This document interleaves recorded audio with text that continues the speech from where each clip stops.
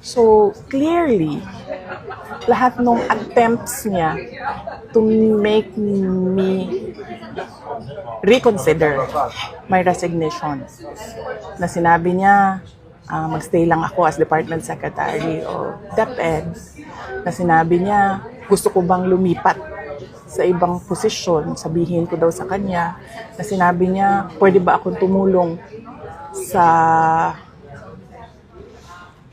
midterm elections ng 2025. So, hindi iyon actions ng taong tumitingin as failure ako. Action yon ng taong tumitingin na kailangan niya yung trabaho ko. So, hindi ko alam saan nagagaling yung sinasabi nilang failure ako as a Department of Education Secretary.